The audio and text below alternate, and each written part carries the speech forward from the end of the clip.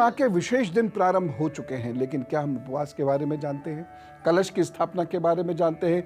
कुबेर यंत्र के बारे में जानते हैं? आज जान जाएंगे, क्योंकि इन नवरात्रों का हर दृष्टि से, तन मन धन तीनों दृष्टि से बड़ा महत्व है। पित्त को और शरीर को शांत करने वाली सब्जियां जा रही होती हैं तथा शरीर में गर्मी और विटामिन्स बढ़ाने वाली सब्जियां आ रही होती हैं। ऐसे समय में हमारे शरीर को एक बदलाव के दौर से गुजरना पड़ता है। इसीलिए इन नवरात्रों में रखे गए उपवास, दूध, फल आदि का बहुत महत्वपूर्ण महत्व है। जो लोग सही रूप से व्रत उपवास रखते हैं, उनमें मौसम के बदलाव के कारण होने वाले सर्दी, खांसी, नज़ला, जुकाम, बुखार या अन्य समस्याएं वह नहीं होती।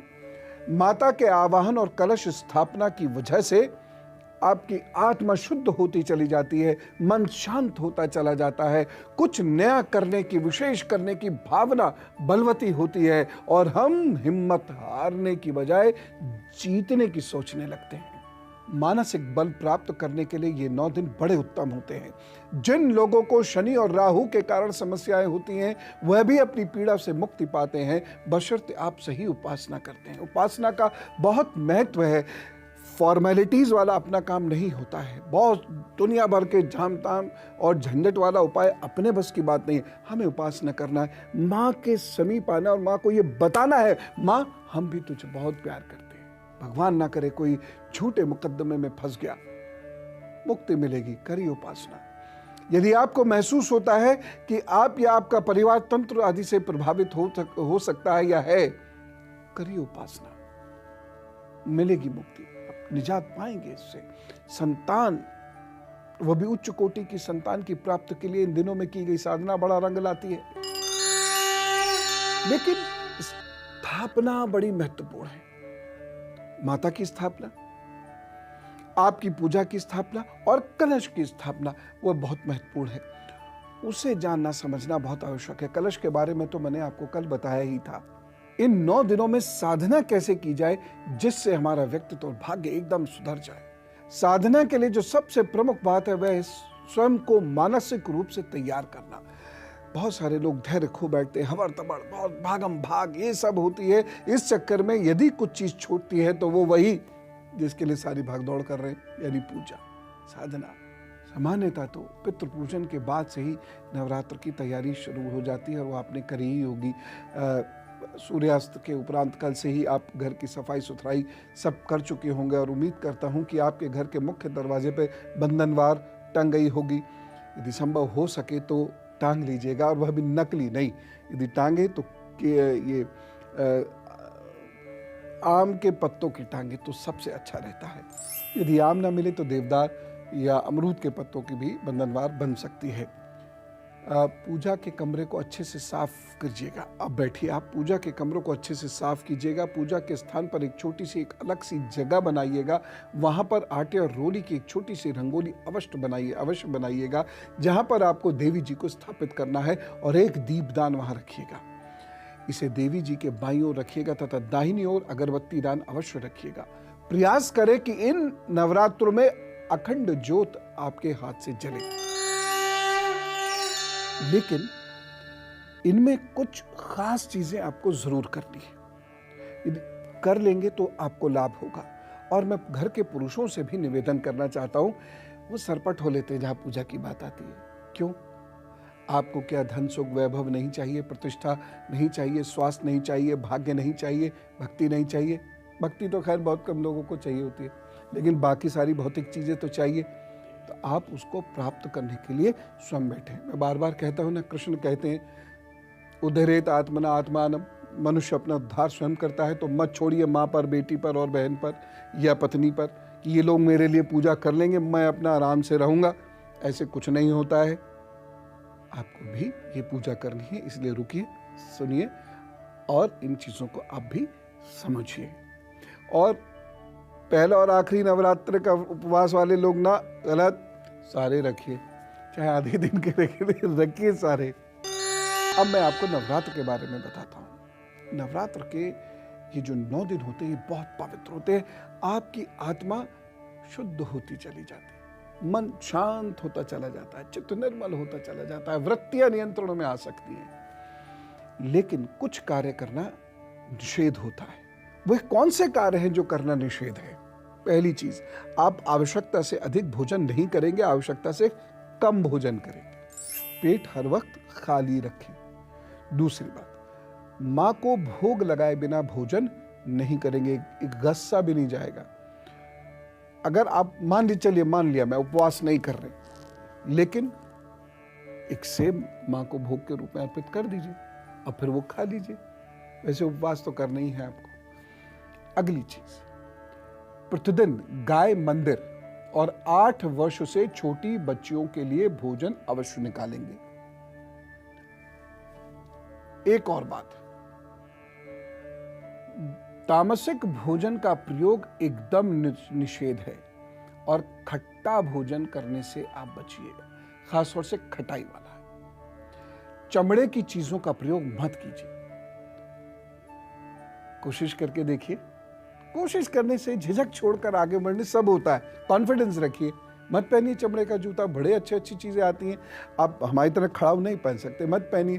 बहुत सारी और चीजें आती हैं, जूट के बड़े सुंदर सुंदर जूतियां आती हैं, पहनिए। बहुत बहुत सॉफ्ट अच्छी प्लास्टिक जो चमड़े से भी बेहतर होती है, वो उसका इस्तेमाल करके देखिए। सब करने से ही होता है। संध्या पूजन आप अवश्य करें और पूजा के उपरांत भूखे मत रहिएगा, कुछ खाइएगा अवश्य। हाँ, आपने यदि निर्जल व्रत रखा है या केवल जल फल दूध पर ही रखा है या केवल जल और दूध पर ही रखा है तो एक अलग बात है, अन्यथा कुछ आप खा सकते हैं। एक चीज मैं और कहना चाहूंगा, जो ग्रस्त कर्म होते हैं वह करने से बचिएगा। झूठ बोलना छोड़िए, बड़ा कठिन काम, सच में बहुत कठिन काम है झूठ बोलना छोड़ना, और सत्य बोलना बहुत कठिन काम। कोशिश कीजिए, क्योंकि मां को पसंद नहीं है झूठे बच्चे। एक और चीज है, यदि आपको संस्कृत नहीं आती, आप हिंदी में दुर्गा सप्तशती पढ़ें, लेकिन गलत पाठ ना करें। एक और चीज है, यदि आपने घर में ज्योति, अखंड ज्योत अगर स्थापित की है, तो सामान्य ज्योति स्थापित की है तो यह बात नहीं लागू होती, अन्यथा अखंड ज्योत यदि आपने घर में स्थापित की है तो घर खाली नहीं छोड़िएगा। यदि घर खाली रहता है तो अखंड ज्योत ना जलाएं, ठीक है। एक और चीज आप बहुत ध्यान से सुनिएगा, कलश स्थापना के बारे में। कलश स्थापना के उपरांत पूरे 9 दिन घर को अकेला नहीं छोड़ना, ठीक। हाँ, आप किसी मंदिर में, तीर्थ में, आश्रम में कलश स्थापना करते हैं तो ये नियम लागू नहीं होता है। यदि आप घर में ही कलश स्थापना करते हैं तब आप उसे अकेला नहीं छोड़ते। मैं कुछ परेशानियों से निपटने के मंत्र आपको बता रहा हूं, फटाफट समझ लीजिएगा। सारी बाधाओं से मुक्त होने का मंत्र है ओम ह्रीं दुम दुर्गाय नमः। ओम ह्रीं दुम दुर्गाय नमः। जल्दी जल्दी आप समझते जाइए। आरोग्य और सौभाग्य की प्राप्ति के लिए देहि सौभाग्यम आरोग्यम देहि में परम सुखम रूपम देहि जयम देहि यशोम देहि दुषुजहि। और सब प्रकार के कल्याण के हेतु सब लोग अपने घर में इसको जपा करें। सर्व मंगल मांगल्य शिवे सर्वार्थ साधिके शरण्ये त्र्यंबके गौरी नारायणी नमस्तुते। यदि आप इंटरव्यू में फेल हो जा रहे हैं या आप लोगों को आकर्षित नहीं कर पाते बोलकर, या बोली में आपके डिफेक्ट है, या फिर आप समय के हिसाब से नहीं बोल पाते, तो वागेश्वरी माता के सामने या दुर्गा माता के सामने या सरस्वती माता के सामने आसन पर विराजमान हो जाइए और ध्यान कीजिए और इस मंत्र का 1.25 लाख जप इन 9 दिनों में कर गुजरिए।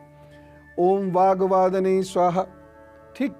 कमल गट्टे की माला से यह जप आप करेंगे, जरा सा ओम वागवादने स्वाहा, और लगातार 1.25 लाख जप ये कर लीजिएगा। अद्भुत मंत्र है और ये आपको बहुत लाभ देगा।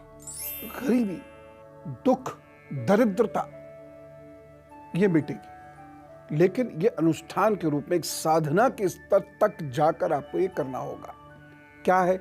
9 दिनों तक पीपल के पत्ते पर राम राम लिखिए और कुछ उस पर मीठा लिखिए और हनुमान मंदिर में उसको रख दीजिए, राम जी के ही चरणों में रख दीजिए ले जाकर, ठीक है, या हनुमान जी के पास ले जाकर रख दीजिए, या वहाँ एक बैंक बना लीजिए, वहाँ पर या कोई डिब्बा बना लीजिए, वहाँ जाकर रख दीजिए वो पीपल के पत्ते। और उसके लिए पत्ता तोड़िएगा नहीं, गिरा हुआ उठाइएगा और उसे गंगा जल से साफ करके, और ये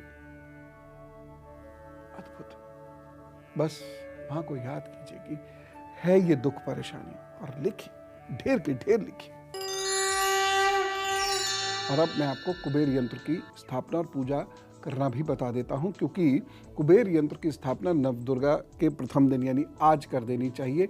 शाम तक आप इसे रात को 7-8 बजे तक भी कर सकते हैं, और नवमी तक इसे एक मंत्र में आपको बता रहा हूं उससे करते रहिए। धीरे धीरे मंत्र आपको सिद्ध भी होने लगेगा। इसकी आप नियमित रूप से पूजा कीजिए, और आप किसी अपने बिल्कुल ख़ास व्यक्ति को इसे भेंट भी कर सकते हैं। पति पत्नी, माता पिता, बच्चे, बहन भाई आदि को इन्हें आप भेंट भी कर सकते हैं। लेकिन जिनको भेंट करने के लिए आप यही यंत्र बना रहे हैं, उन्हीं का नाम लेकर उन्हीं के नाम से ही पूजा कीजिए। मंत्र बिल्कुल सिंपल है। मंत्र है ओम श्रीम ह्रीं क्लीं ऐं कमलवासिन्यै स्वाहा, और रोजाना 1008 मंत्रों का जप करना है। जप कमलगट्टे की माला से होगा। इंद्र और कुबेर दोनों ने इसी मंत्र के द्वारा ऐश्वर्य प्राप्त किया है, इसलिए प्रभु आपको या आपके बच्चों को बहुत सुख देंगे, शक्ति देंगे। यह कुबेर यंत्र की स्थापना आप अवश्य कर लीजिएगा रात तक, और 9 दिनों तक जप करना है। जिस व्यक्ति में सद्बुद्धि है, उसका मन शांत है, वह बड़ी से बड़ी लड़ाई जीत जाता है। यह आसानी से नहीं मिलती। मैं चलूं?